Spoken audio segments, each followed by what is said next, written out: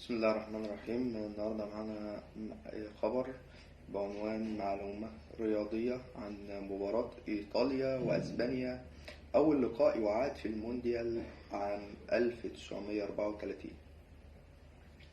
بطولة كأس العالم 1934 التي أقيمت بإيطاليا شهدت إعادة أول مباراة في تاريخ بطولات المونديال، وذلك في منافسات الدور ربع النهائي في المونديال خلال اللقاء الذي كان طرفاه منتخب إيطاليا وأسبانيا، حيث انتهت المباراة بالتعادل الإيجابي بهدف لكل منتخب.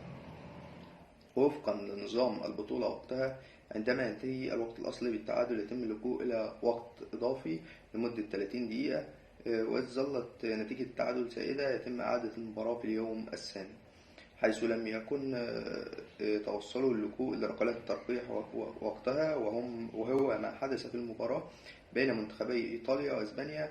فبعد انتهاء الوقت الأصلي بالتعادل الإيجابي تم اللجوء إلى الوقت الإضافي، ولم تتغير نتيجة المباراة، حيث ظل التعادل بين الفريقين بهدف لكل المنتخبين، وليتم اتخاذ قرار بإعادة المباراة في المواجهة الثانية بهدف نظيف لتواصل طريقها نحو النهائي، فتصطدم بتشيكو سلوفاكيا. وفي نهائي كأس العالم لكرة القدم 1934 الذي يقام على ملعب الحزب الوطني الفاشي، تقدمت تشيكو سلوفاكيا بالنتيجة، لكن منتخب إيطاليا استطاع تسجيل هدف التعادل في الدقائق الأخيرة، ثم أضاف الهدف الثاني في الوقت الإضافي ليتوج باللقب.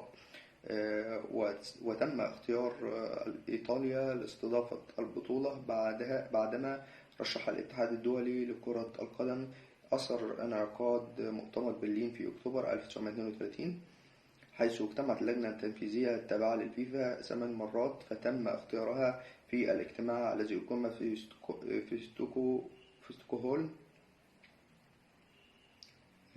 عاصمة السويد في 9 أكتوبر 1932، وتم تفضيل الطلب الإيطالي على حساب الطلب السويدي، حيث أن الحكومة الإيطالية قررت تخصيص 3.5 مليون ليرة إيطالية ميزانية مخصصة للبطولة. أعزائي المشاهدين، بشكركم على مشاهدتكم لينا، وأتمنى دايما أن تتابعونا باستمرار وتشتركوا في القناة وتفعلوا زر الجرس عشان يوصلكم منا كل جديد عن أخبار الكرة العالمية والمحلية. شكرا لكم.